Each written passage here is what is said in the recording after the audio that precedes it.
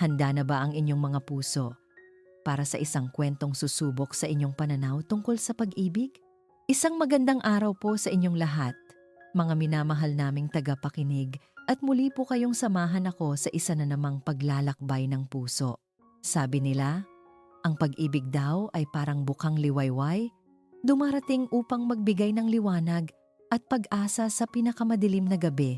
Pero paano kung ang mismong liwanag na inaasahan mo ang siya palang maglulubog sa iyo sa mas malalim na kadiliman? Halina't pakinggan natin ang kwento ni Dalisay sa unang kabanata. Ang pangako ng bukang liwayway. Amoy pa lang ng mamahaling pabango ng costumer sa table number 5 ay alam na ni Dalisay na malayo ito sa mundong ginagalawan niya. Ang suot nitong relo ay marahil katumbas na ng 6 na buwang sahod niya sa Sinag Corporation. Kasama na ang kinikita niya sa pagiging extra waitress sa gabing ito. Miss, kanina pa ako naghihintay dito. Ang bill ko? Mataray na sabi ng babae. Hindi man lang inaalis ang tingin sa kanyang cellphone. Pasensya na po, ma'am. Mabilis na lumapit si Dalisay. Nanginginig bahagya ang mga kamay habang inilalapag ang resibo. Pagod. Iyon ang salitang bumabalot sa buong pagkatao niya. Pagod ang kanyang mga binti sa maghapong pag-akyat panaog sa opisina at ngayon ay pagod ang kanyang mga braso sa pagbubuhat ng mga pinggan. Ngunit kapag naaalala niya ang mukha ng kanyang ina, ang banayad nitong ubo sa gabi at ang pumapayat nitong katawan, nawawala ang lahat ng pagod. Napapalitan ito ng isang determinasyon na kahit anong hirap ay kakayanin niya. Pagkatapos ng kanyang shift, naupo si Dalisay sa isang sulok ng locker room. Kinuha niya ang kanyang luma at gasgas ng pitaka at inilabas ang nakatuping litrato ng kanyang ina. Nakangiti ito sa litrato. Noong mga panahong malakas pa ito. Hinaplos niya ang larawan. Para sa inyo ito, Nay. Konting tiis na lang po. Kinabukasan sa Sinag Corporation, tila isang bangungot ang sumalubong sa kanya. Nagmamadali siyang magtimpla ng kape para sa kanyang manager. Nang bigla siyang mabangga ng isang nagmamadaling empleyado, tumapon ang mainit na kape sa bunto ng mga dokumentong hawak niya. Mga importanteng papeles para sa isang presentasyon. Nanlamig ang buong katawan ni Dalisay. Ano ba yan? Cortez, ano na namang katangahan ito? Sigaw ng kanyang manager na mumula sa galit. Nakatungo lang si Dalisay, handa nang tanggapin ang anumang parusa. Ito na siguro ang katapusan niya sa kumpanya. Paano na ang gamot ng nanay niya? Ako ang may kasalanan. Isang malalim at mahinahong boses ang pumutol sa katahimikan. Napalingon ang lahat. Doon, nakatayo ang isang lalaking hindi pamilyar sa kanya. Matangkad, makisig, at amoy pa lang ay halatang mamahalin ang suot na pabango. Ito si Silang Reyes, ang bagong senior manager mula sa main branch. Nagmamadali ako at hindi ko siya napansin. Pasensya na, sabi ni Silang. Nakatingin sa manager ni Dalisay pero ang isang ngiti ay bahagyang sumilay para sa kanya. Natulala ang manager. Sir Silang, hindi po, ayos lang po. Vinza, kinuha ni Silang ang mga basang papel. Don't worry, I'll handle this. Ako na ang magpapaliwanag sa board. Tumingin siya kay Dalisay at sa isang iglap, parang huminto ang kanyang mundo. Okay ka lang, miss? Tumango lang si Dalisay, hindi makapagsalita. Ang mga matang iyon ay parang nangungusap, puno ng pag-aalala. Nang tanghali, nagulat si Dalisay nang lapitan siya ni Silang sa kanyang cubicle. Bilang paghingi ko ng tawad sa abala kanina, gusto sana kitang ilibre ng lunch. Alok nito, kasama ang isang ngiting kayang tumunaw ng kahit sinong babae. Hindi sana siya papayag, ngunit mapilit ito. Habang kumakain sila sa isang maliit na karinderya na pinili ni Dalisay, nagulat siya sa kung paano ito makisama. Hindi ito maarte at higit sa lahat, marunong itong makinig. Naikwento niya ang tungkol sa kanyang ina, ang kanyang mga pangarap at ang mga pasanin niya sa buhay. Sa buong panahon na iyon, nakatitig lang si Silang sa kanya. na para bang siya ang pinakaimportanteng tao sa mundo. Ang isang tulad mo, Dalisay, sabi ni Silang, ang boses ay malambing, ay hindi dapat nahihirapan ng ganito. You deserve all the good things in life. Sa mga salitang iyon, isang bagay ang pumitik sa puso ni Dalisay. Isang emosyon na matagal na niyang kinalimutan, ang kilig. Pag-uwi niya, sinalubong siya ng kanyang matalik na kaibigang si Diwa. Pagkatapos ikwento ang lahat, kumunot ang noo nito. Say, mag-ingat ka dyan, sabi ni Diwa. Masyadong perpekto para maging totoo. Baka naman may asawa na yan o kung ano. Grabe ka naman, Diwa. Mabait lang talaga yung tao. Depensa ni Dalisay. Kahit sa loob-loob niya ay may maliit na takot. Paano nga kung tama si Diwa? Pero iwinaksi niya ang pagdududang iyon. Sa unang pagkakataon sa loob ng maraming taon, may isang taong nakakita sa kanya. Hindi bilang isang empleyado, hindi bilang isang breadwinner, kundi bilang isang babae. Nang gabing iyon, habang nakahiga siya sa kanyang kama at pilit na ipinipikit ang mga mata, muli niyang narinig ang boses ni Silang. Ang mga salita nito ay tila isang matamis na musika sa kanyang pagod na kaluluwa. Biglang umilaw ang kanyang cellphone. Isang text message mula sa isang numerong hindi niya kilala. Binuksan niya ito. Dalisay, this is Silang. May alam akong paraan para mawala lahat ng pasanin mo. Magkita tayo bukas. Ang umagang iyon ay kakaiba. Habang naglalakad si Dalisay papasok sa opisina, pakiramdam niya ay mas magaan ang kanyang mga paa. Kahit ang sikat ng araw na tumatama sa kanyang mukha ay tila may dalang bagong pag-asa. Ang text message ni Silang kagabi ay umalingaw-ngaw sa kanyang isipan na parang isang kantang ayaw tumigil. Nasa kalagitnaan siya ng pag-aayos ng mga papeles. Nang may marinig siyang bulungan mula sa kabilang cubicle. Nakita niyo ba? Si Sir Silang, ang aga-aga may dalang bouquet ng bulaklak. Kanino kaya ibibigay? Ang swerte namang niya. Hindi napigilan ni Dalisay na mapangiti. Imposible, sabi ng isang bahagi ng kanyang isip. Huwag kang assuming, Dalisay. Ngunit ang puso niya ay may sariling tugtugin. Ilang sandali pa. Isang anino ang tumigil sa harap ng kanyang cubicle. Pag-angat niya ng tingin, naroon si Silang. Hawak ang isang bouquet ng mga puting rosas, ang paborito niya. Inabot nito sa kanya ang mga bulaklak sa harap ng nanlalaking mga mata ng lahat ng kanyang katrabaho. Para sa pagsisimula ng magandang araw mo, mahinang sabi ni Silang. Isang ngiti ang gumuhit sa kanyang mga labi. Namula ang buong mukha ni Dalisay. Ito ang unang pagkakataon na may nagbigay sa kanya ng bulaklak. Ang pakiramdam ay nakakalunod. Na para bang siya ay isang prinsesa sa isang fairy tale. Ang mga sumunod na araw ay naging isang panaginip. Araw-araw siyang hinahatid sundo ni Silang. Minsan, sinusundo siya nito sa kanyang part-time job. Iginigiit na hindi na niya kailangang magpakapagod ng ganoon. Nag-aalok itong tulungan siya sa gastusin, ngunit magalang siyang tumatanggi. Ayaw niyang isipin nito na pera lang ang habol niya. Isang Sabado ng hapon, nagulat si Dalisay nang tumigil ang sasakyan ni Silang sa tapat ng kanilang eskinita sa baryo Mahinahon. Anong ginagawa natin dito? Gusto kong makilala ang pinakamahalagang babae sa buhay mo. Sagot ni Silang, hawak ang isang malaking bayong ng mga prutas. Hindi makapaniwala si Dalisay. Sa loob ng bahay, agad na nakuha ni Silang ang loob ng kanyang ina. Nagkwento ito, nagpatawa, at nangako na aalagaan siya. Nakita ni Dalisay ang saya sa mga mata ng kanyang ina. Napakabait na bata, sabi ng kanyang ina nang makaalis na si Silang. Alagaan mo siya, anak. Biyaya siya ng Diyos. Habang inaayos ni Dalisay ang sirang bintana sa kanilang sala, lumapit si Silang. Tinanggal nito ang kanyang mamahaling coat, itinupi ang manggas ng kanyang long sleeves, at kinuha ang martilyo mula sa kanya. Ako na dito. Baka masugatan ka pa. Dat into nama. Aling ko. Daraling ko. Aling ko.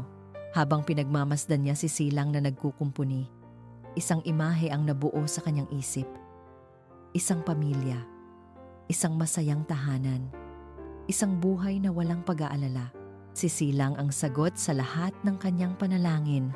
Sa opisina, napansin ni Luntian Sarmiento, isang tahimik na accountant mula sa kabilang departamento, ang madalas na pagdalaw ni Silang sa pwesto ni Dalisay.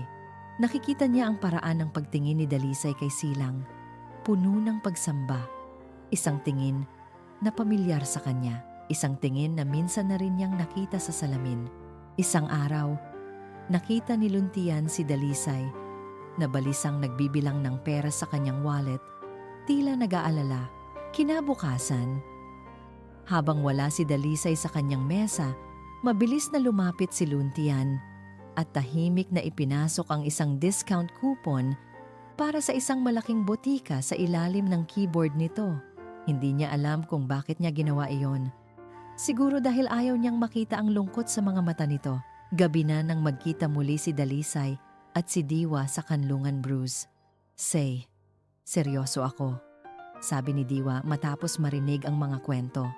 Sinubukan kong isearch ang pangalan niya sa social media. Walang Silang Reyes na may ganoong mukha. Wala siyang digital footprint. Hindi ba kahina-hinala yon sa panahon ngayon? Baka naman private person lang siya, Diwa. Ayaw niya ng social media. Katwiran ni Dalisay. Huwag ka nang mag-isip ng masama. Mabait siya, Yang. Ang kabaitan minsan, maskara lang yan. Giit ni Diwa. Pakiusap, mag-ingat ka. Nasaktan si Dalisay. Bakit hindi na lang maging masaya si Diwa para sa kanya? Nang gabing iyon, habang ihahatid siya ni Silang pauwi, biglang tumunog ang telepono nito.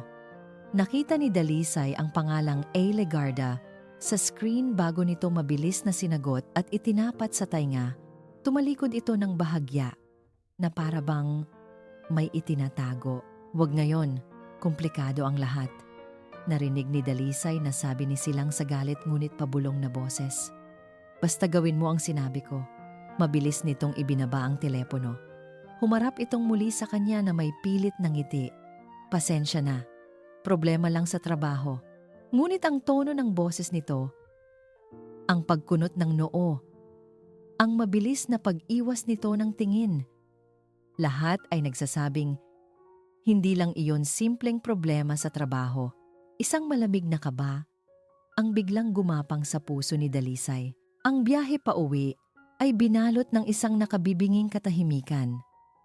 Hindi na nagsalita si Dalisay at hindi na rin umimik si Silang. Ang kaninang magaan na pakiramdam ay napalitan ng isang mabigat na ulap ng pagdududa. Sino si A. Legarda? Anong komplikadong bagay ang tinutukoy niya? Pagbaba niya ng sasakyan, hindi na natiis ni Dalisay. "Silang!" Tawag niya. Bago pa man ito makaalis. "Sino ang kausap mo kanina?" Bumuntong hininga si Silang. Ang mukha ay nagpapakita ng isang malalim na kalungkutan. Pinatay niya ang makina ng sasakyan at bumaba para harapin si Dalisay. "Halika, mag-usap tayo," sabi nito. Hinawakan ang kanyang kamay at inakay siya sa isang maliit na parke sa malapit. Naupo sila sa isang bench sa ilalim ng isang malaking puno ng akasya. Ang ilaw mula sa poste, ang tanging nagbibigay liwanag sa kanilang mga mukha. "Dalisay, may mga bagay sa buhay ko na hindi ko pa kayang ibahagi ng buo," panimula ni Silang. Ang boses ay puno ng pighati. "Ang kausap ko kanina, siya ang asawa ng namayapa kong pinsan. Siya si Amihan Legarda." Napatakip ng bibig si Dalisay. "Pasensya na, hindi ko alam." Umiling si Silang. Isang mapait na ngiti ang sumilay sa kanyang labi. Matagal nang may problema ang pamilya nila. Ngayon, sinusubukan nilang kunin ang mana na dapat ay para sa mga anak ng pinsan ko. Ako ang tumatayong tagapagtanggol ng mga pamangkin ko. Kaya komplikado ang lahat. Biglang nagbago ang itsura ni Silang. Ang kaninang tensyon ay napalitan ng luha na namumuo sa kanyang mga mata. "Patawarin mo ako, Dalisay.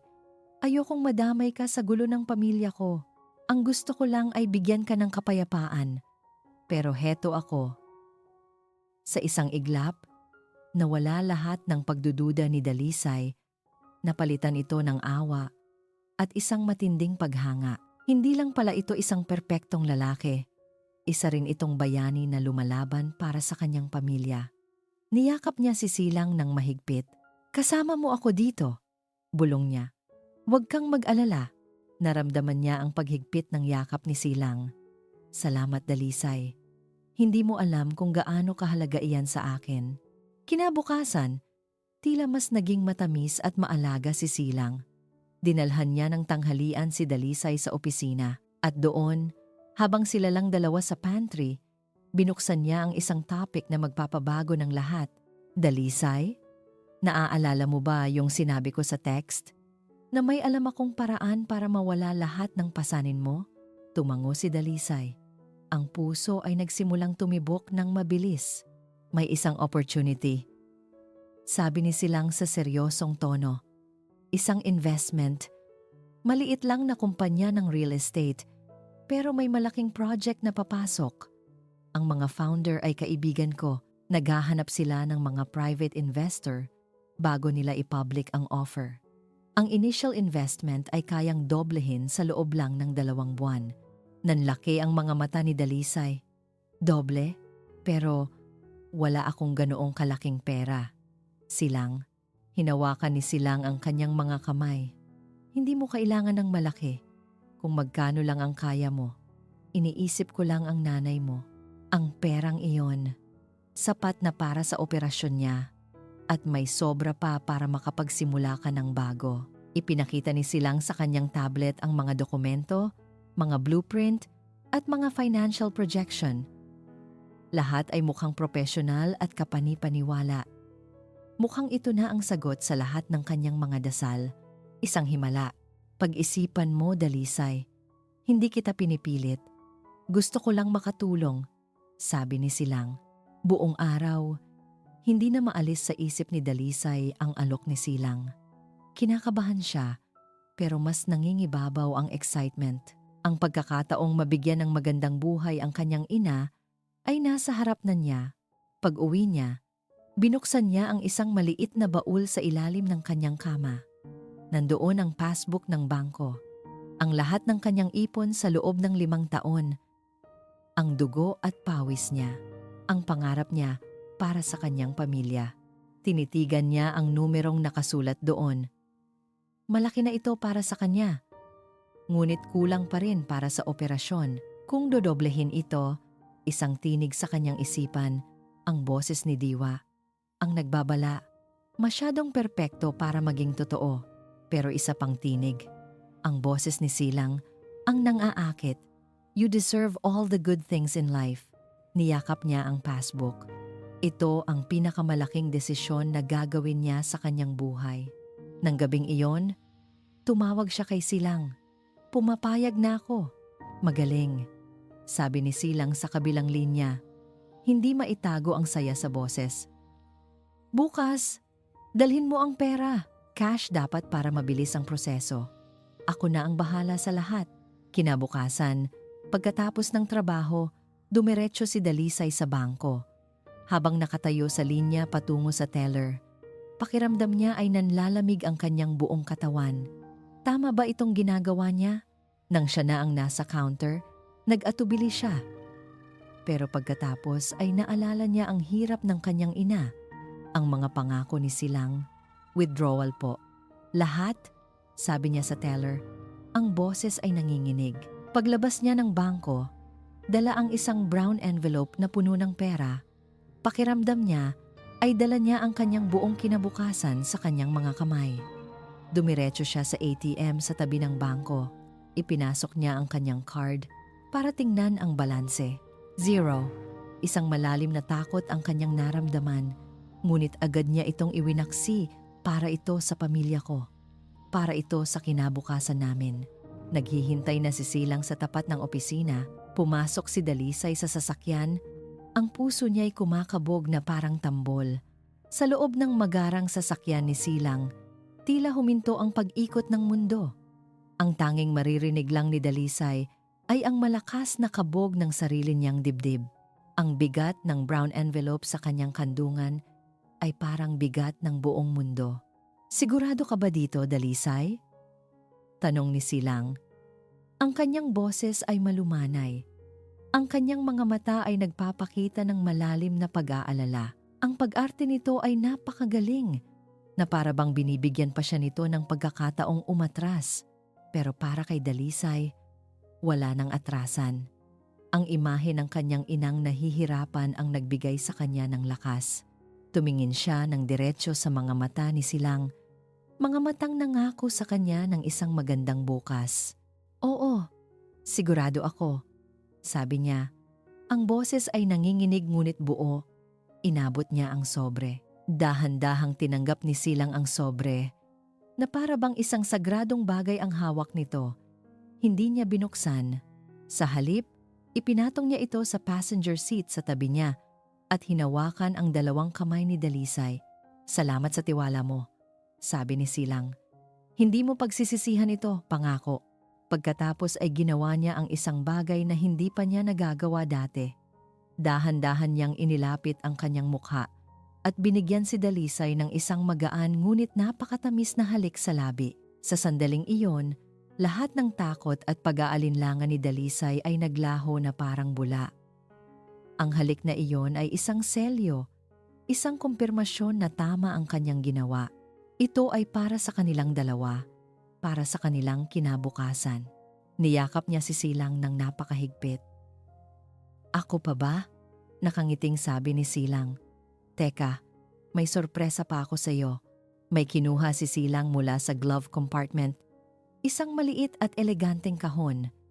Binuksan niya ito. Sa loob ay isang simpleng silver na kwintas na may pendant na hugis araw.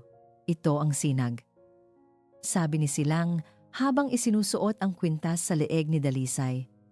"Para lagi mong maalala na pagkatapos ng bawat dilim, laging may sisikat na araw. At ako ang magiging araw mo." Napaluha si Dalisay sa tuwa. Niyakap niya itong muli. "Kailangan ko nang umalis," sabi ni Silang. "May biglaang business trip ako sa Cebu para i-finalize itong investment. Mga 3 araw lang siguro ako doon. Huwag kang mag-alala. Tatawag ako palagi." Pagbalik ko, dugtong nito. Hinahaplos ang kanyang pisngi.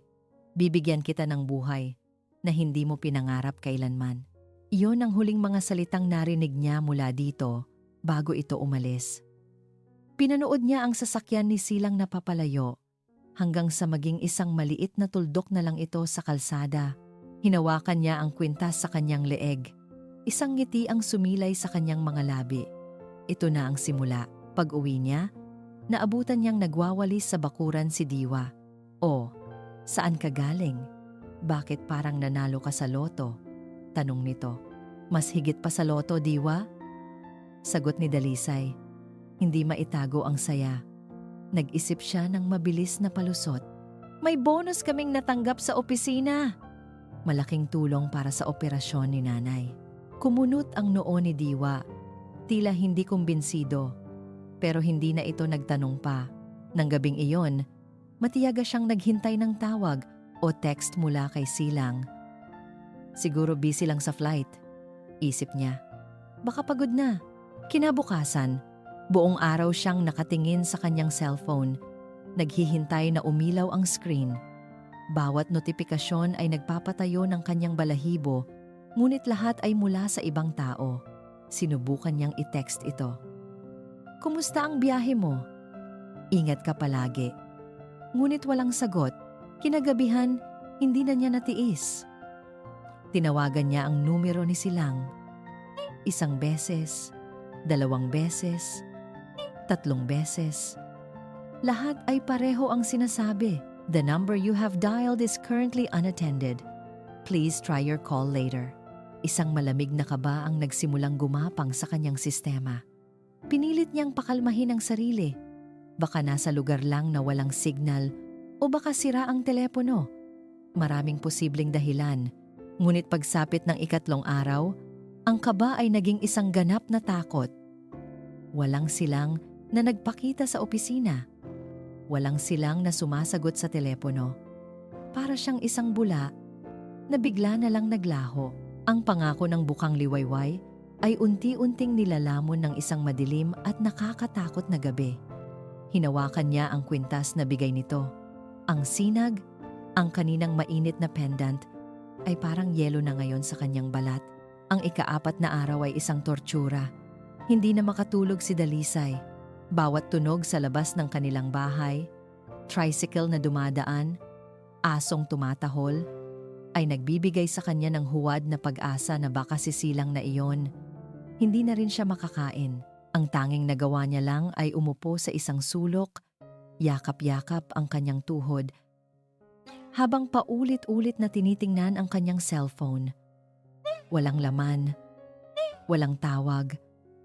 Papasok pa lang siya sa lobby ng Sinag Corporation kinabukasan, isang pakiramdam ng matinding kaba ang bumalot sa kanya. Para bang may nagbabadya na isang masamang pangyayari. Dumiretso siya sa cubicle ni Silang, bakante, malinis, walang kahit anong personal na gamit, na para bang hindi kailanman nagkaroon ng taong umuko pa dito. Nanginginig ang mga kamay. Lumapit siya sa Human Resources Department. Ang babae sa desk, isang masungit na ginang na palaging nakasimangot, ay tiningnan siya mula ulo hanggang paa. Anong kailangan mo, Cortez? Gusto ko lang po sanang itanong kung nakabalik na po ba si Sir Silang Reyes? Pautal-utal na tanong ni Dalisay. Tinaasan siya ng kilay ng babae. Si Sir Silang? Bakit mo hinahanap? May mahalaga lang po sana akong itatanong tungkol sa trabaho. Binuksan ng babae ang isang folder sa kanyang computer. Nag-file si Sir Reyes ng indefinite leave of absence. Family matters daw. Baka matagalan bago bumalik. O baka hindi na bumalik. Indefinite leave. Hindi na babalik. Ang mga salita ay parang mga punyal na tumusok sa kanyang puso. Pakiramdam ni Dalisay ay biglang nanghina ang kanyang mga tuhod. Napakapit siya sa gilid ng desk para hindi matumba. Okay ka lang, miss? Hindi niya pinansin ang tanong. Tumalikod siya at naglakad palayo na parang isang zombie. Ang mga bulungan ng kanyang mga katrabaho ay parang mga bubuyog na umuugong sa kanyang tainga, ngunit wala siyang maintindihan. Ang tanging malinaw lang sa kanyang isipan ay ang katotohanang niloko siya. Ang pera, ang lahat ng kanyang ipon, ang pampagamot ng kanyang ina, nawala na. Nang makarating siya sa kanyang mesa, nakita niya si Luntian na nakatayo roon, may hawak na folder. Nakita nito ang itsura niya, ang pamumutla, ang gulat, ang luhang nagbabadyang tumulo. Dalisay, ayos ka lang ba? Tanong ni Luntian, ang boses ay puno ng tunay na pag-aalala. Umiling lang si Dalisay. Hindi siya makapagsalita. Ang kahihiyan ay parang isang malaking kamay na sumasakal sa kanya. Masyado siyang nahiya para aminin na nagpauto siya, na nagpakatanga siya sa isang lalaking halos hindi niya kilala. Mabilis siyang umupo at nagkunwaring abala sa kanyang computer. Kahit ang mga letra sa screen ay lumalabo dahil sa kanyang mga luha, naintindihan ni Luntian. Hindi na ito nagtanong pa. Tahimik lang nitong inilapag ang folder sa kanyang mesa at bumalik sa sarili nitong pwesto. Buong araw, tulala si Dalisay.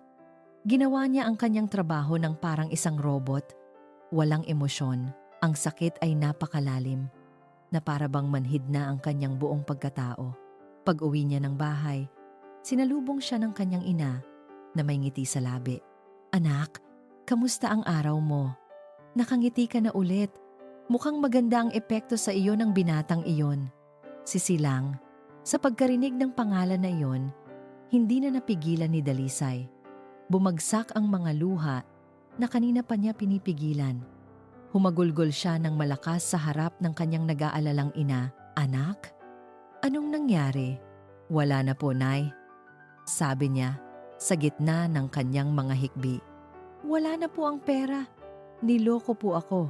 Niyakap siya ng kanyang ina. Sa mga bisig nito, pakiramdam ni Dalisay ay bumalik siya sa pagiging isang paslit, mahina, takot, at walang magawa. Ang bigat sa kanyang dibdib ay tila walang katapusan. Nang gabing iyon, habang ang lahat ay natutulog na, isang email ang dumating sa inbox ng lahat ng empleyado ng Sinag Corporation. Ang subject, Urgent, all hands meeting tomorrow. To all employees, please be advised that there will be an emergency all hands meeting tomorrow at 9 a.m. sharp in the main conference hall. The company's chairman, Mr. Legarda, will be introducing our new Executive Vice President for Operations. Attendance is mandatory. Binasa ito ni Dalisay, ngunit wala na siyang pakialam. Para sa kanya, tapos na ang lahat. Wala nang masasama pa sa nangyari. O iyon ang akala niya, dahil ang bangungot ay hindi pa tapos. Sa katunayan, ito ay nagsisimula pa lamang. Kinabukasan, pumasok si Dalisay sa opisina na parang isang kaluluwang ligaw. Maputla ang kanyang mga labi, malalim ang kanyang mga mata na walang kakurap-kurap. Ang kahihiyan at sakit ay mababasa sa bawat galaw niya. Pinilit niyang iwasan ang mga tingin ng kanyang mga katrabaho, ang mga bulungang tiyak na tungkol sa kanya at sa biglang pagkawala ni Silang. 9:00 ng umaga, lahat ng empleyado ay nagtipon sa malaking conference hall. Ang hangin ay puno ng espekulasyon. Sino kaya ang bagong EVP? Gaano kaya ito ka-istrikto? Umupo si Dalisay sa pinakalikod na hilera, sa tabi ni Diwa na halatang nag-aalala para sa kanya. Hinawakan ni Diwa ang kanyang kamay. Malamig ito na parang yelo. Say, kaya mo to, bulong ni Diwa. Hindi sumagot si Dalisay. Ang tanging gusto lang niya ay maging invisible. Maya-maya pa, umakyat sa entablado ang pinakamatandang Legarda, ang chairman at founder ng Sinag Corporation. Isang iginagalang ngunit kinatatakutang tao. Good morning everyone! Bati nito. Ang boses ay umalingaw-ngaw sa buong silid. I gathered you all today for a very special announcement. As our company continues to expand, we need a firm and visionary hand to guide our operations. It is with great pride that I introduce to you our new Executive Vice President. Huminto ito sandali, na lalong nagpataas ng tensyon sa silid. Please join me in welcoming a brilliant mind, a graduate of one of the best business schools abroad, and a person very dear to my heart. My daughter, Amihan Legarda. May pumasok na isang babae mula sa gilid ng entablado. Matangkad, balingkinita ng katawan, suot ang isang mamahaling corporate dress na bumagay sa kanyang perpektong figura. Ang kanyang buhok ay nakatali sa isang masinop na bon, at ang kanyang mukha ay parang inukit ng isang anghel. Maganda, ngunit malamig at walang emosyon. Bawat hakbang niya ay nagpapakita ng kapangyarihan at kumpiyansa. Nagpalakpakan ang lahat. Maliban kay Dalisay, ang pangalang iyon, Amihan Legarda, ang asawa ng namayapang pinsan ni Silang, ang babaeng kausap niya sa telepono. Kinilabutan si Dalisay. Imposible. Nagkataon lang ba ang lahat? Maraming salamat, Daddy, sabi ni Amihan sa mikropono. Ang boses ay matamis ngunit may talim. It is an honor to be part of the Sinag Corporation family. I look forward to working with all of you. Nagpatuloy ito sa pagsasalita tungkol sa kanyang mga plano para sa kumpanya, ngunit ang isip ni Dalisay ay lumilipad na. Pinilit niyang ikonekta ang mga piraso ng palaisipan. Kung ito ang anak ng may-ari, bakit nagkakaproblema ito sa mana? Bakit kailangan itong tulungan ni Silang? Bakit biglang nagbago ang slide sa malaking screen sa likod ni Amihan mula sa company logo? Ito ay naging isang family picture. Of course, I wouldn't be here without the support of my loving family, sabi ni Amihan. Isang ngiti ang sumilay sa kanyang pulang labi. My strength, my inspiration, my husband and our wonderful son. Sa screen, isang perpektong larawan ng isang masayang pamilya. Si Amihan, nakangiti. Isang batang lalaki na nasa mga 5 taong gulang, at ang lalaking nakaakbay sa kanya, ang lalaking ama ng bata Ang lalaking asawa ni Amihan ay si Silang. Sa isang iglap, gumuho ang mundo ni Dalisay. Ang hangin ay tila ninakaw mula sa kanyang mga baga. Ang tibok ng kanyang puso ay huminto. Ang mga tunog sa paligid niya, ang palakpakan, ang boses ni Amihan, ang paghinga ni Diwa sa tabi niya, lahat ay nawala. Ang tanging nakikita niya lang ay ang larawan sa screen, ang mukha ng lalaking nangako sa kanya ng araw. Ngunit ang ibinigay pala ay isang walang hanggang gabi. Kabit, tanga, kawawa. Ang mga salita ay paulit-ulit na tumatakbo sa kanyang isipan. Say? Dalisay, anong nangyayari? Narinig niyang tanong ni Diwa. Ngunit ang boses nito ay parang nanggagaling sa malayo. Naramdaman niya ang paghigpit ng hawak ni Diwa sa kanyang kamay. Sinundan ng tingin ni Diwa ang mga mata ni Dalisay patungo sa screen. Nakita niya ang paglaki ng mga mata ng kaibigan, ang pagbuka ng bibig nito sa pagkabigla. Sa entablado, tila natapos na ang presentasyon ni Amihan. Naglakad ito palapit sa gilid at ang mga mata nito ay nagsimulang maglibot sa buong conference hall na parabang may hinahanap. At pagkatapos, nagtama ang kanilang mga mata. Ang mga mata ni Amihan at ang mga mata ni Dalisay. Isang malamig, mapanuri, at puno ng pagkasuklam na tingin ang ipinukol ni Amihan sa kanya. At sa gitna ng lahat ng iyon, isang maliit, halos hindi mapansin na ngiti ang sumilay sa mga labi ng bagong EVP. Isang ngiti ng tagumpay. Isang ngiti na nagsasabing, alam ko, at ngayon, magbabayad ka. Ang paglalakad pabalik sa kanyang cubicle ay ang pinakamahabang paglalakad sa buong buhay ni Dalisay.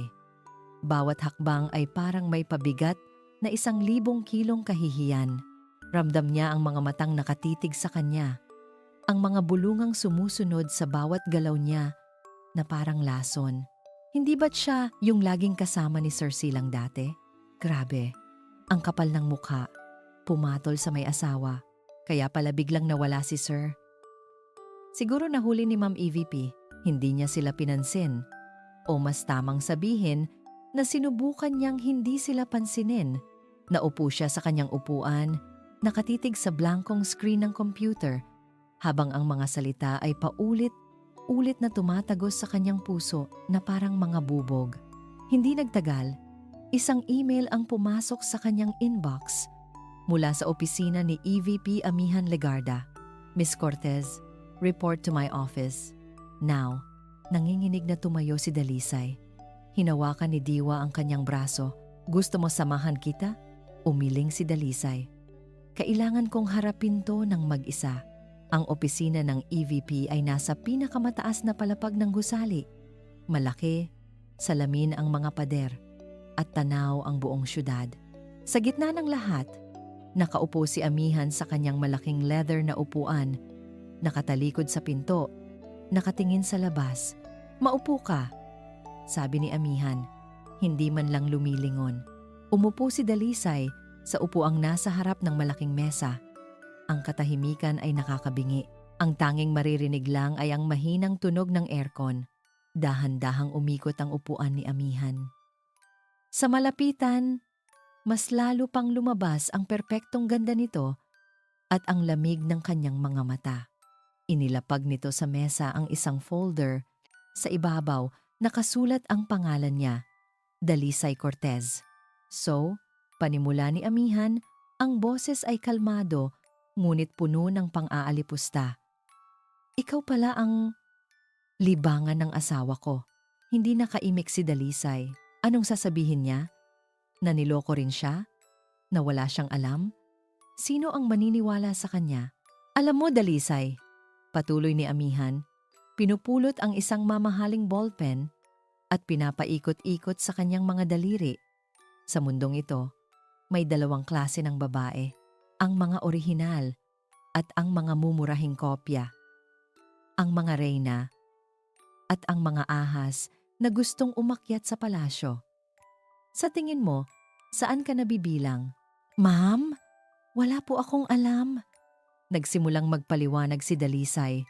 Nanginginig ang boses. Huwag mo akong tawaging ma'am. Putol ni amihan. Ang boses ay biglang tumaas. Hindi tayo magka-level. Itinapon nito ang folder sa harap ni Dalisay. Simula bukas, inililipat kita. Hindi sa ibang department. Sa bodega.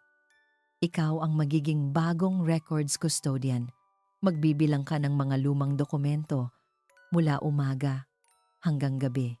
Walang computer, walang telepono. Ikaw lang at ang alikabok. Nanlaki ang mga mata ni Dalisay. Pero, bakit po? Dahil gusto ko. Simpleng sagot ni amihan. Isang ngiti ang sumilay sa labi. Gusto kong makita kang magdusa. Gusto kong araw-araw. Ipaalala sa'yo kung saan ka lumingon. Gusto kong maramdaman mo ang pakiramdam ng pagiging basura. Tumayo si Dalisay. Hindi po ako papayag. Magre-resign na lang ako. Subukan mo. Hamon ni amihan. Sa oras na mag-resign ka, sisiguraduhin kong walang kahit anong kumpanya sa buong Pilipinas ang tatanggap sa iyo. Kakalat ang kwento ng isang empleyadong immoral at hindi mapagkakatiwalaan. Sino ang tatanggap sa isang kerida? Ang salitang iyon, kerida, ay parang isang sampal na bumaon sa kaluluwa ni Dalisay. Napaurong siya. Natrap siya. Ito ang impyerno. At si amihan ang demonyong nagbabantay. Kinabukasan, nagsimula ang kanyang sentensya. Ang bodega ay madilim, maalinsangan, at amoy luma. Ang tanging kasama niya ay ang mga bunton ng mga kahon na puno ng mga dokumento. Ginawa niya ang kanyang trabaho sa gitna ng katahimikan. Sa oras ng tanghalian, lumabas siya para kumain sa pantry.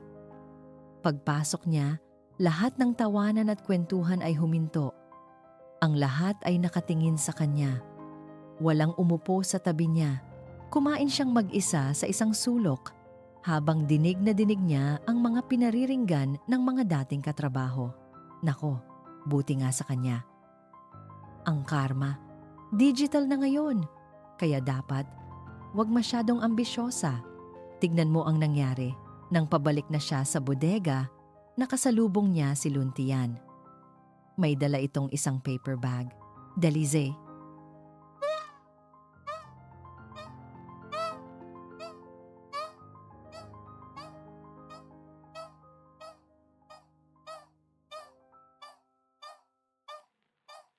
Hindi siya lumingon. Nagpatuloy lang siya sa paglalakad. Sandali, sabi ni Luntian. Hinahabol siya. Pinabibigay sa'yo ni Diwa. Alam niyang hindi ka lumabas para bumili ng tanghalian. Inabot nito ang paper bag. Sa loob ay isang kumpletong meal mula sa paborito niyang karinderya. Nag-atubili si Dalisay, ngunit kinuha rin niya ito. Salamat. Mahinang sabi niya, hindi makatingin sa mga mata nito. Huwag kang mag-alala sa sinasabi ng iba, sabi ni Luntian. Hindi lahat sila ay naniniwala sa tsismis. Iyon lang at umalis na si Luntian. Ngunit ang simpleng mga salitang iyon, ang simpleng gesture na iyon, ay parang isang patak ng tubig sa isang taong nauuhaw sa disyerto. Isang maliit na sinag ng liwanag sa kanyang madilim na mundo. Nang gabing iyon, bago siya umuwi, tinawag siyang muli ni amihan sa opisina nito. Kamusta ang unang araw mo sa bago mong kaharian? Tanong nito, puno ng sarkasmo. Hindi umimik si Dalisay. Huwag kang mag-alala. Sabi ni amihan, tumatayo at lumalapit sa kanya. Tinitigan siya nito mula ulo hanggang paa. Ito ay simula pa lang. Sisiguraduhin kong pagsisisihan mo ang araw na ginulo mo ang pamilya ko. Bawat araw ng buhay mo sa kumpanyang ito ay magiging isang buhay na impyerno. Gabi na ngunit nasa loob pa rin ng kanyang cubicle si Luntian Sarmiento. Ang lahat ay nagsiuwian na. Ang tanging ilaw na lang na bukas ay ang lamp sa kanyang mesa at ang malamlam na sinag ng buwan mula sa bintana. Sa harap niya ay hindi mga numero o mga spreadsheet, kundi isang blankong papel. Pinagmamasdan niya ang sarili niyang refleksyon sa madilim na screen ng computer. Nakita niya ang isang lalaking pagod. Isang lalaking maraming iniisip. Ngunit ang nakikita niya ay hindi lang ang kanyang sarili ngayon, kundi ang anino ng isang luntian mula sa nakaraan.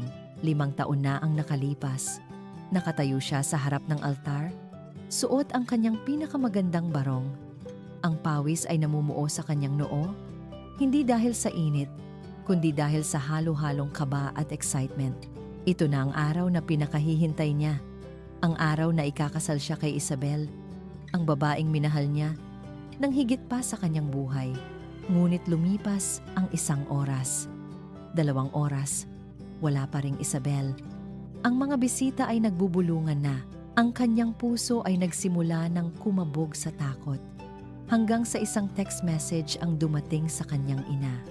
Hindi mula kay Isabel, kundi mula sa kapatid nito.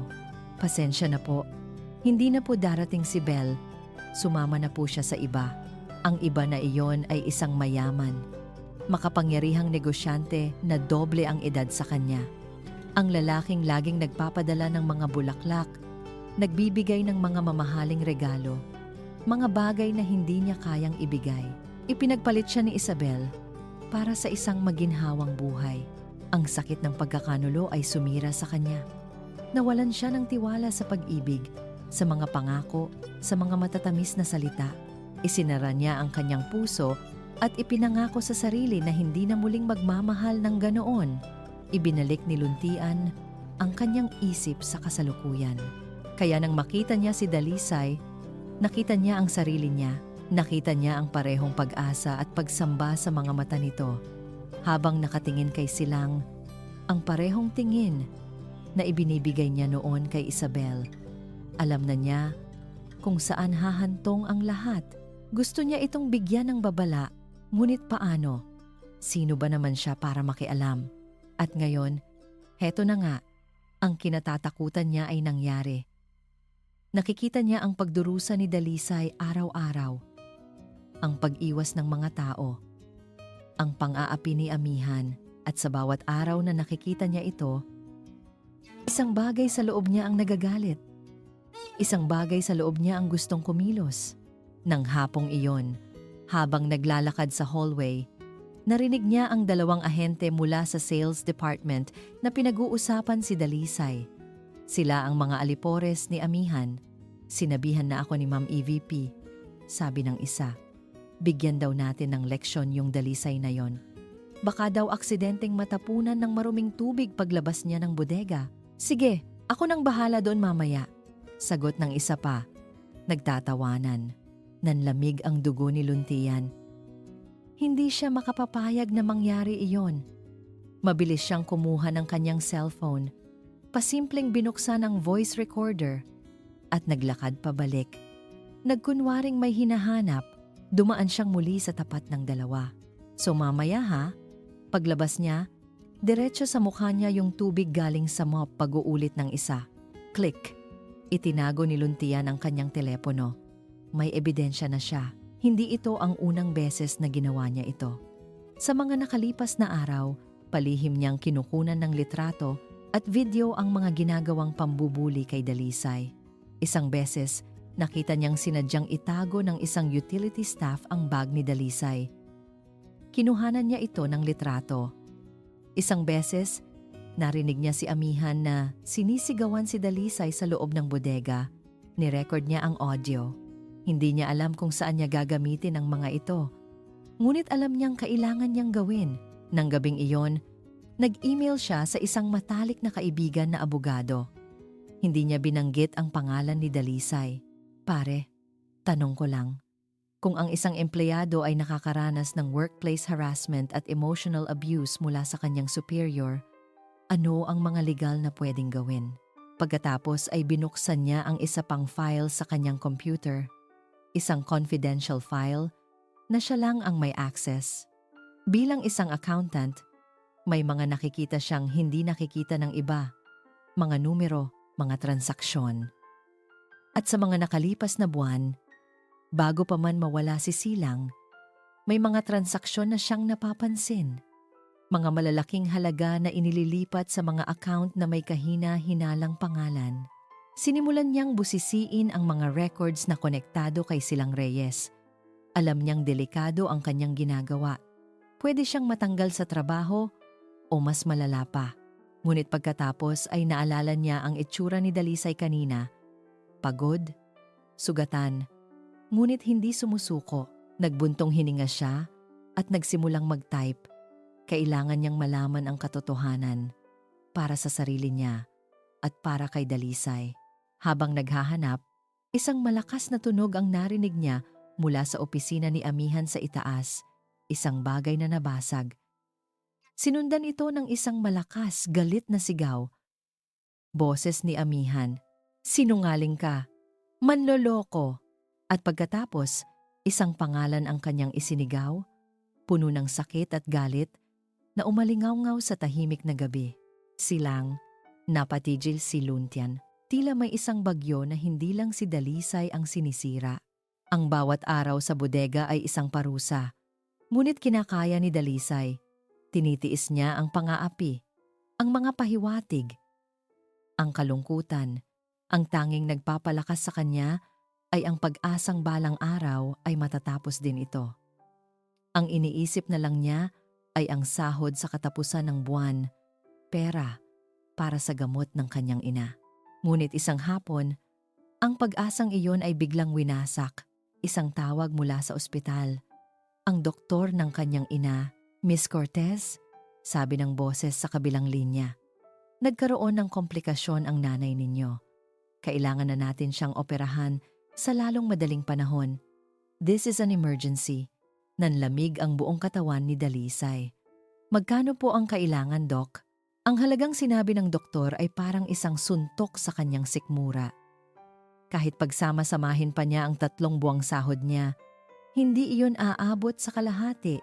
"Gagawin ko po ang lahat," sabi niya, kahit hindi niya alam kung paano. Pagkatapos ng tawag, natulala siya sa gitna ng mga maalikabok na kahon. Ang pera. Ang perang ninakaw sa kanya ni Silang. Iyon sana ang sagot dahil sa katangahan niya. Ang buhay ng kanyang ina ngayon ang nakataya. Isang matinding pagsisisi ang bumalot sa kanya. Mas masakit pa kaysa sa kahihiyan. Nang mga sandaling iyon, bumukas ang pinto ng bodega. Si Amihan, kasama ang 2 security guard at ang head ng HR, Dalisay Cortez. Sabi ni Amihan, ang boses ay malamig na parang yelo. "You're fired." Napatayo si Dalisay sa gulat. "Ano po? Bakit?" "Huwag ka nang magkunwari," sabi ni Amihan. Iwinawagayway ang ilang piraso ng papel. "May matibay kaming ebidensya na nag-leak ka ng confidential company information sa mga kakumpetensya natin. Corporate espionage. Isang krimen na may katapat na kulong." "Hindi po totoo yan!" sigaw ni Dalisay. "Wala po akong ginagawang masama. Set up lang po ito." "Iyan din ang sasabihin ngang lahat ngang may kasalanan," sabi ngang HR head. "Sumama ka na lang sa security. Kunin mo ang mga gamit mo at umalis ka na."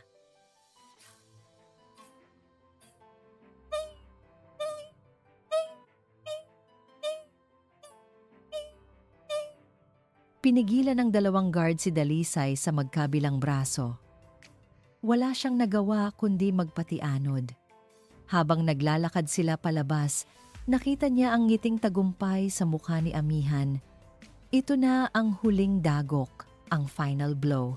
Inihatid siya ng mga guard sa kanyang dating cubicle. Sa harap ng lahat ng empleyado, pinakuha sa kanya ang kanyang mga gamit at inilagay sa isang karton. Ang kahihiyan ay sukdulan. Wala nang natira sa kanyang dignidad. Paglabas niya ng gusali ng Sinag Corporation, biglang bumuhos ang malakas na ulan na parang nakikidalamhati ang langit sa kanya.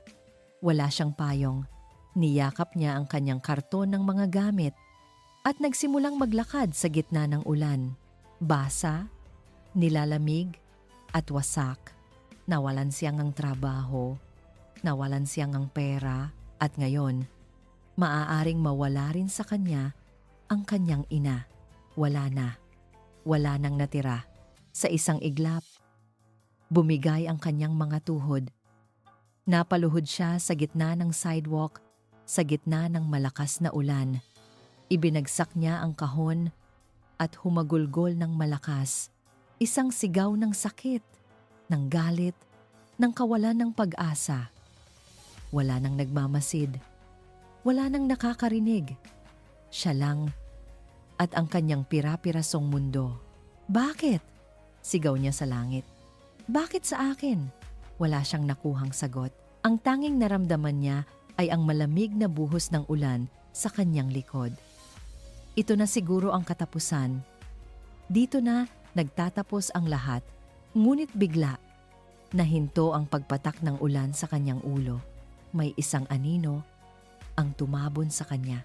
Dahan-dahan niyang inangat ang kanyang basang mukha. Nakatayo sa harap niya si Luntian, hawak ang isang malaking itim na payong. Pinoprotektahan siya mula sa ulan. Ang mukha nito ay seryoso, ngunit ang kanyang mga mata ay puno ng isang emosyon na hindi pa nakikita ni Dalisay dati. Isang malalim na pag-unawa at determinasyon. Ang damit nito ay nababasa na rin dahil mas pinili nitong takpan si Dalisay kaysa sa sarili nito. Hindi ka nag-iisa, sabi ni Luntian. Ang boses ay mahinahon ngunit matatag. Hayaan mo akong tumulong. Nakatitig lang si Dalisay kay Luntian, hindi makapaniwala. Ang mga salita nito ay tila isang angkla na pumigil sa kanyang tuluyang pagkalunod. Hindi niya alam kung gaano katagal silang nanatili sa ganoong posisyon. Siya, nakaluhod at basang-basa sa ulan. Si Luntian, nakatayo at pinapayungan siya. Dahan-dahan, tinulungan siya ni Luntian na tumayo. Pinulot nito ang kahon ng kanyang mga gamit. Halika, sabi nito. Umalis na tayo dito. Dinala siya ni Luntian sa Kanlungan Brews, ang paboritong coffee shop nila ni Diwa. Pinaupo siya nito sa isang tahimik na sulok bago ito nag-order ng 2 tasa ng mainit na tsokolate. Nang bumalik ito, may dala na rin itong tuwalya na hiniram nito mula sa staff. Magpunas ka muna, sabi ni Luntian. Iniaabot ang tuwalya. Tahimik lang si Dalisay. Ang isip niya ay blanko pa rin. Manhid sa lahat ng nangyari. Alam ko ang tungkol sa nanay mo. Pagbasag ni Luntian sa katahimikan. Narinig ko ang pag-uusap niyo kanina sa telepono. I'm sorry. Hindi pa rin umimik si Dalisay. At alam ko rin na set up lang ang lahat ng ito.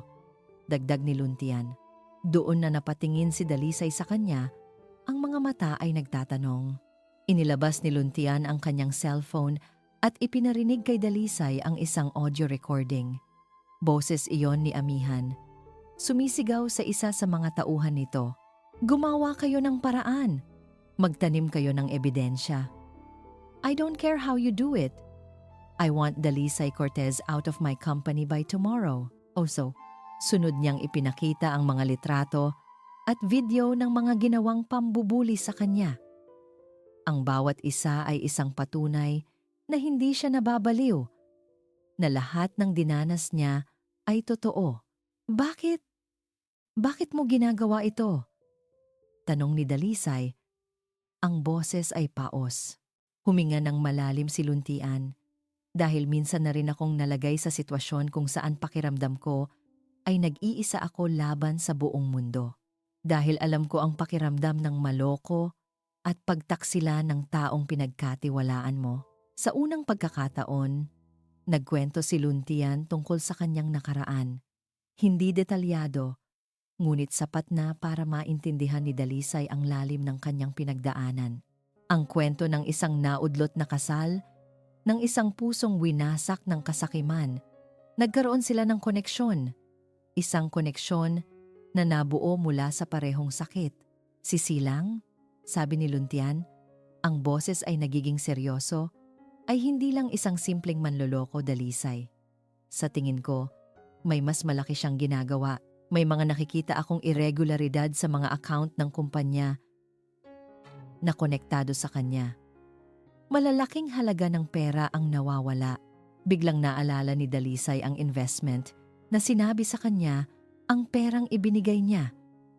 Kinuha niya ang lahat ng ipon ko.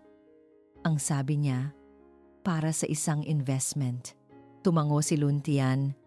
Tila kinukumpirma ang kanyang hinala.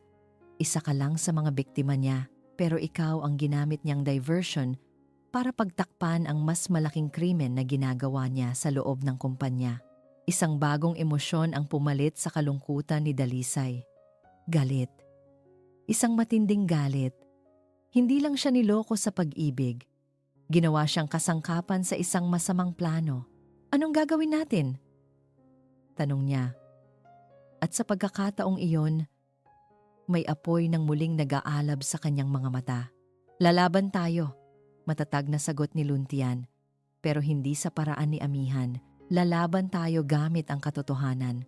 Inilatag ni Luntian ang kanyang plano. Kailangan nilang ipakita ang lahat ng ebidensya sa isang taong mas mataas pa kay Amihan. Isang taong may kapangyarihang alisin ito sa pwesto at imbestigahan si Silang, ang chairman. Sabi ni Dalisay. Ang ama ni Amihan? Eksakto. Sabi ni Luntian. Kailangan nating ipaintindi sa kanya na ang pinoprotektahan niyang manugang ay isang magnanakaw at ang anak niya ay inaabuso ang kanyang kapangyarihan. Ito lang ang paraan para malinis ang pangalan mo at para managot sila sa batas. May takot sa dibdib ni Dalisay. Ang harapin ang pinakamakapangyarihang tao sa kumpanya. Ngunit pagkatapos ay tiningnan niya si Luntian. Nakita niya ang determinasyon sa mga mata nito. Hindi na siya nag-iisa. Sige. Sabi ni Dalisay. Ang boses ay buo na at walang bahid ng pag-aalinlangan. Gagawin natin yan para sa kanyang ina, para sa kanyang dignidad, at para sa lahat ng sakit na idinulot sa kanya. Hindi na siya iiyak. Oras na para lumaban. Ang pagkuha ng appointment kay Chairman Legarda ay halos imposible. Ngunit ginamit ni Luntian ang kanyang posisyon bilang isang senior accountant at ang kanyang malinis na record para makakuha ng 15 minuto sa schedule ng chairman. Ang dahilan, an urgent and highly confidential financial matter that could impact the company's integrity. Kinabukasan, naroon na sila sa executive floor. Ang bawat hakbang ni Dalisay sa malambot na karpet ay parang isang hakbang patungo sa bibig ng leon. Nanginginig ang kanyang mga kamay, ngunit tuwing titingin siya kay Luntian na naglalakad sa tabi niya, na may kalmadong ekspresyon, bahagya siyang lumalakas. Ang opisina ng chairman ay mas malaki at mas marangya pa kaysa sa opisina ni Amihan. Puno ito ng mga antigo at mamahaling painting. Nakaupo sa likod ng isang malaking mesa na gawa sa mahogany si Chairman Legarda, isang lalaking nasa edad 60 na may buhok na halos puti na, ngunit may mga matang matalas pa rin na parang agila. Mr. Sarmiento, sabi ng chairman, ang boses ay malalim at may autoridad. You have 15 minutes. At sino ang kasama mo? Tumingin ito kay Dalisay na may bahagyang pagkadismaya. Sir, siya po si Dalisay Cortez. At ang kaso niya ang dahilan kung bakit kami narito. Magalang na sagot ni Luntian. Kumunot ang noo ng chairman. Cortez? Hindi ba't ito ang empleyadong tinanggal kahapon dahil sa corporate espionage? Sir, iyon po ang gusto naming patunayan na hindi totoo. Sabi ni Luntian. Si Miss Cortez ay biktima ng isang malaking frame-up at posibleng konektado ito sa mas malaking anomalya sa loob ng kumpanya. Bago pa man makapagsalita ang chairman, biglang bumukas ang pinto ng opisina. Pumasok si Amihan. Ang mukha ay puno ng galit. Daddy, anong ginagawa ang babaeng? Yan dito, sigaw niya, itinuturo si Dalisay. Security, palabasin niyo siya. Amihan, calm down. Utos ng chairman. Mr. Sarmiento requested this meeting. Pero daddy, isa siyang ahas. Isang kerida na sumira sa pamilya ko at nagtangkang sirain ang kumpanya natin. Galit na sabi ni Amihan. Puno ng panunumbat ang tingin kay Dalisay. Sa puntong iyon, isang bagay ang nagbago sa loob ni Dalisay. Ang lahat ng takot ay nawala. Napalitan ito ng isang matinding determinasyon. Hinarap niya si Amihan. Hindi na nakatungo, kundi nakatingin ng diretso sa mga mata nito. Pagkatapos ay ibinaling niya ang kanyang tingin sa chairman. Ginoong Legarda, panimula ni Dalisay, ang kanyang boses ay hindi na nanginginig. Kalmado ito at buo. Hindi po ako ahas, hindi po ako kerida, at lalong hindi po ako magnanakaw. Ang totoo po, ako, tulad ng anak ninyo, ay biktima rin ng asawa niya. Natigilan si amihan. Maging ang chairman ay nagulat sa tapang ni Dalisay. Ikinuwento ni Dalisay ang lahat. Mula sa umpisa, ang panliligaw ni Silang, ang mga pangako, ang kwento tungkol sa investment, ang perang kinuha nito, ang bigla nitong paglaho. Ikinuwento niya ang lahat hindi na may pighati, kundi may dignidad, walang luha, tanging katotohanan, isang kwentong walang basehan. Malamig na sabi ni amihan, "Kung ganun po," sabat ni Luntian, "pakinggan ninyo po itong basehan." Inilabas ni Luntian ang kanyang telepono at ipinarinig ang audio recording ng pag-uutos ni amihan na i-frame up si Dalisay. Ang mukha ni amihan ay biglang namutla. That's fabricated. Depensa niya. "Hindi lang po iyan, sir," patuloy ni Luntian. Binubuksan ang isang folder na dala niya. Inilatag niya sa mesa ang mga dokumento. Ito po ang mga bank transaction records na konektado sa mga proyekto ni Sir Silang sa nakalipas na 6 na buwan. Paulit-ulit na paglilipat ng pondo sa mga shell corporations na nakarehistro sa iisang tao, isang Ricardo Santos. Ngunit pagkatapos ng masusing pagsisiyasat, lumalabas na ang Ricardo Santos na ito ay hindi umiiral. Ang mukha ng chairman ay nagsimulang magbago. Mula sa pagkainis, ito ay naging pagdududa at pagkatapos ay isang malalim na pag-aalala. Kinuha niya ang mga dokumento at sinuri ang mga numero. Bilang isang veteranong negosyante, alam niya ang ibig sabihin ng mga iyon. Ang pera po na nakuha ni Silang kay Miss Cortez pagtatapos ni Luntian ay maliit na halaga lamang kumpara sa milyon-milyong pisong sistematikong ninanakaw niya mula sa kumpanya. At ginamit niya ang relasyon nila bilang panakipbutas, isang distraction para hindi mapansin ang mas malaki niyang krimen. Natahimik ang buong opisina. Tanging ang malakas na paghinga lang ni amihan ang maririnig. Tumingin ang chairman kay Dalisay. Tinitigan siya nito ng matagal na para bang sinusuri ang kanyang kaluluwa. Pagkatapos ay tumingin ito sa kanyang anak na namumutla at nanginginig sa takot. "Umalis na kayong dalawa," sabi ng chairman kina Dalisay at Luntian. "I need to talk to my daughter." "Alone," tumayo sina Dalisay at Luntian. Bago sila tuluyang umalis, muling nagsalita si Dalisay. Nakatingin sa chairman. "Ginoong Legarda, ang tanging hiling ko lang po ay malinis ang pangalan ko at mabigyan ng hustisya ang lahat ng ginawa ni Silang Reyes."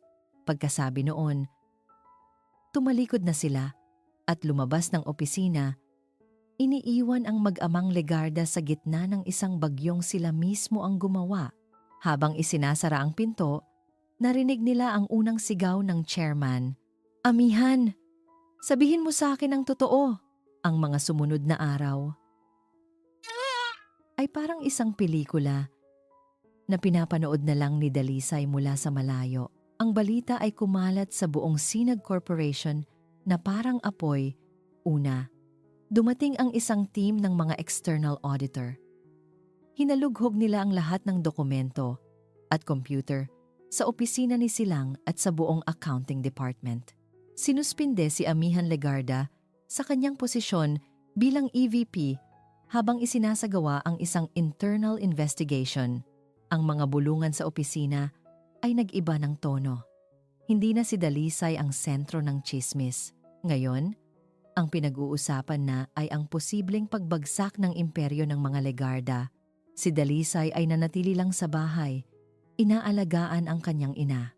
Isang araw, nakatanggap siya ng isang tawag mula kay Diwa. "Say, buksan mo ang TV." "Dali." Binuksan ni Dalisay ang telebisyon. At doon, sa primetime news, nakita niya ang mukha ni Silang Reyes.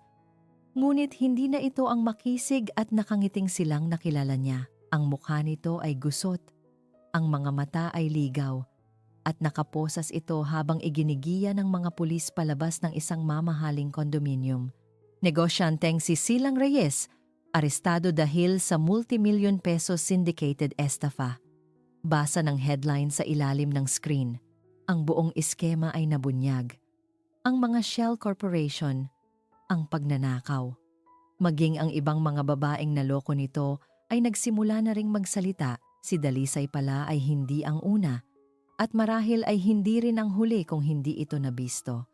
Habang pinapanood niya ang balita, walang saya na naramdaman si Dalisay. Walang ngiting tagumpay. Tanging isang malalim na pakiramdam ng kaluwagan.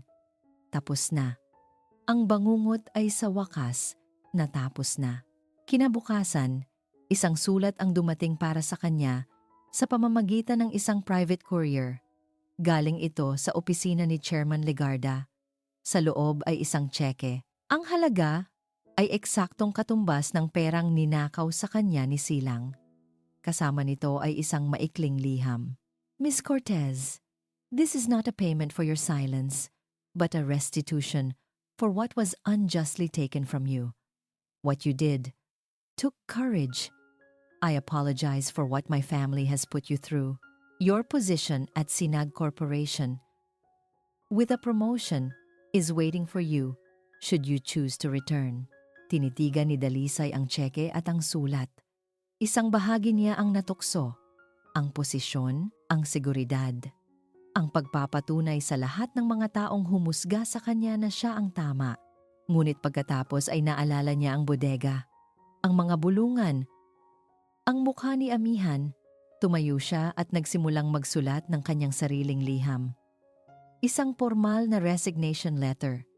Tinanggap niya ang tseke dahil iyon ay perang pinaghirapan niya. Ngunit tinanggihan niya ang alok na bumalik. Ang Sinag Corporation ay isang kabanata ng kanyang buhay na kailangan na niyang isara. Isang hapon, habang nagdidilig siya ng halaman sa kanilang munting bakuran, isang pamilyar na anino ang tumigil sa kanyang likuran, si Amihan. Hindi na ito ang Amihan na nakita niya sa opisina. Wala na ang mamahaling damit at ang matapang na aura. Nakasuot lang ito ng simpleng bestida, walang kolorete sa mukha. Ang mga mata nito ay namumugto, bakas ng ilang araw na pag-iyak. "Nandito ako!" Panimula ni Amihan, ang boses ay mahina para sabihin na, "Tama ka." Hindi umimik si Dalisay. "Nabulag ako." Patuloy ni Amihan, tumitingin sa malayo. "Nabulag ako sa pag-ibig o sa akala kong pag-ibig. Ayokong maniwala na ang lalaking pinakasalan ko, ang ama ng anak ko, ay kayang gawin ang mga bagay na iyon. Kaya ikaw ang pinagbuntunan ko ng galit dahil mas madaling magalit sa'yo kaysa tanggapin na nagkamali ako." Hindi ito isang paghingi ng tawad. Hindi direkta. Ngunit sa mga mata ni Amihan, nakita ni Dalisay ang isang bagay na hindi niya inaasahan. Kapwa biktima. Pareho silang nasaktan ng iisang lalaki. Sana mahanap mo ang kapayapaan, sabi ni Dalisay. Ito na lang ang kaya niyang ibigay. Tumango si Amihan at tumalikod na. Hindi na sila muling nagkita pa. Kinabukasan, personal na dinala ni Dalisay ang kanyang resignation letter sa Sinag Corporation. Paglabas niya ng gusali, sa huling pagkakataon, pakiramdam niya ay nabunutan siya ng isang malaking tinik. Malaya na siya. Sa labas ng gate, may naghihintay sa kanya, si Luntian, nakasandal sa pader. Nakangiti. "Nag-resign na rin ako," sabi nito, na para bang sinasabi lang na bumili ito ng kape. Nagulat si Dalisay. "Bakit?" "Dahil naniniwala ako na may mga hardin na hindi na kayang mabuhay muli, gaano mo man ito diligan.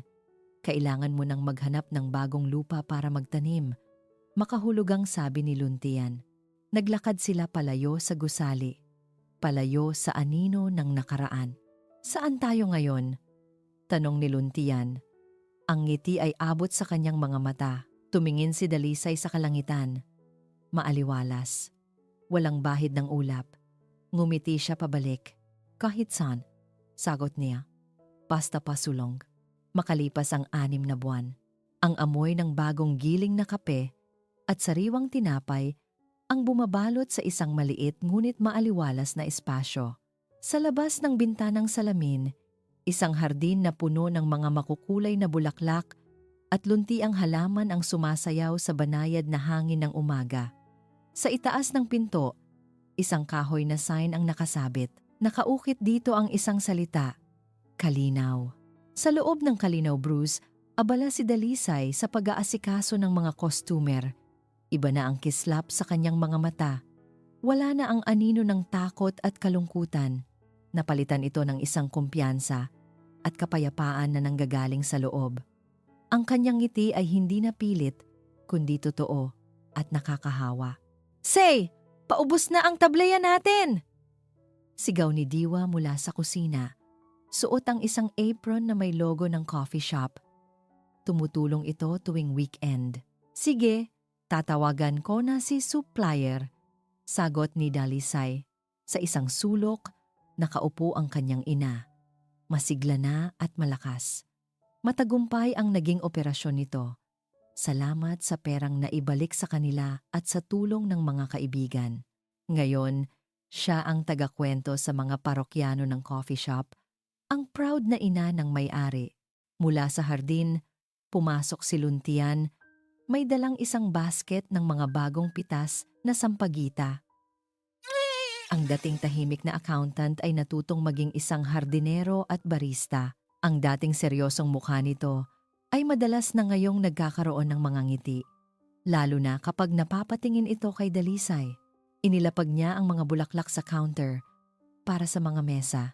"Salamat, Ian," sabi ni Dalisay. Tinatawag ito sa pangalang siya lang ang gumagamit.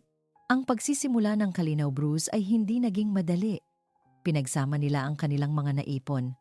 Si Luntian ang nag-asikaso ng business plan at finances. Si Dalisay naman ang bahala sa konsepto, sa mga recipe, at sa pag-aalaga sa mga customer. Unti-unti, sa pamamagitan ng kanilang pagsisikap, ang munting pangarap ay naging isang katotohanan. Ang coffee shop ay naging kanlungan hindi lang para sa kanila, kundi para na rin sa mga taong gustong makahanap ng kapayapaan sa gitna ng magulong syudad. Nang humina na ang mga tao, lumabas sina Dalisay at Luntian sa hardin. Naupo sila sa isang maliit na bench na nakaharap sa mga tanim na sunflower. "Naaalala mo ba?" Panimula ni Dalisay.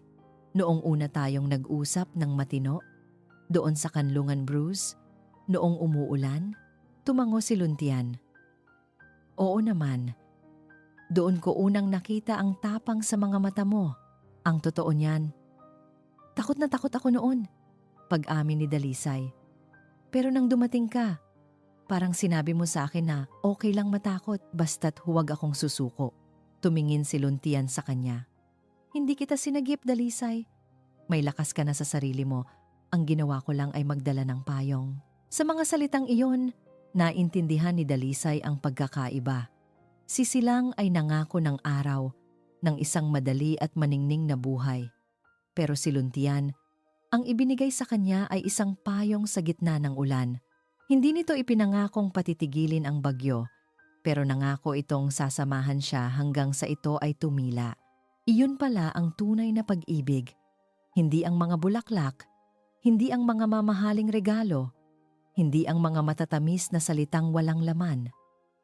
Ang tunay na pag-ibig ay ang pananatili, ang presensya, ang pagiging kanlungan. Dahan-dahang inabot ni Luntian ang kamay ni Dalisay. Magaspang na ang palad nito, bakas ng paghahalaman at pagbubuhat. Pero para kay Dalisay, iyon ang pinaka-safe na lugar sa buong mundo. "Dalisay," sabi ni Luntian, ang boses ay seryoso ngunit puno ng lambing. "Gusto kong diligan ang hardin na ito kasama ka, araw-araw, habang buhay." Hindi ito isang grandiosong proposal. Walang singsing, walang paluhod, ngunit para kay Dalisay, iyon ang pinakatapat at pinakamagandang pangako na narinig niya, na puno ng luha ang kanyang mga mata. Ngunit sa pagkakataong ito, luha ng purong saya. "Oo naman," sagot niya, hinigpitan ang hawak sa kamay ni Luntian. "Sabay nating palalaguin ang ating hardin." Ngumiti sila sa isa't isa. Sa likod nila, ang mga sunflower ay tila nakangiti rin, nakaharap sa papalubog na araw. Ang dating sinag na kwintas ng kasinungalingan ay matagal nang itinapon ni Dalisay dahil natutunan niya na ang tunay na liwanag ay hindi isinusuot sa leeg, kundi nararamdaman sa puso. At ang liwanag na iyon ay hindi nakakasilaw, kundi nagbibigay ng init at tunay na kalinaw. Ang kwentong ito ay nagpapaalala sa atin na ang tunay na lakas ay hindi nasusukat sa kung paano natin iniiwasan ang pagbagsak, kundi sa kung paano tayo bumabangon sa bawat pagkakamali.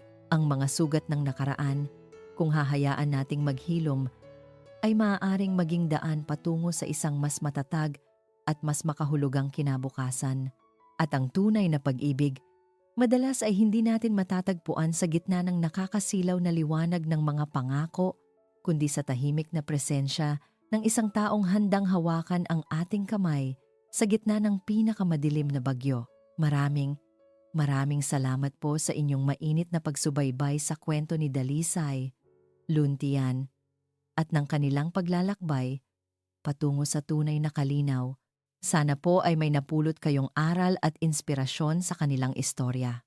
Ano po ang masasabi ninyo sa kwentong ito? At anong klaseng kwento naman po ang gusto ninyong mapakinggan sa susunod? Huwag po kayong mahiyang mag-iwan ng inyong mga komento sa ibaba. Maraming salamat po sa inyong walang sawang pagsubaybay. Kung nagustuhan ninyo ang kwentong ito, huwag po kayong mag-atubiling i-like, i-share ito sa inyong mga kaibigan at pamilya. At syempre, pindutin na rin po ang subscribe button para lagi kayong updated sa mga susunod pa nating kwento. I-click nyo na rin po ang notification bell para kayo ang laging unang makarinig sa aming mga bagong upload. Hanggang sa muli, paalam.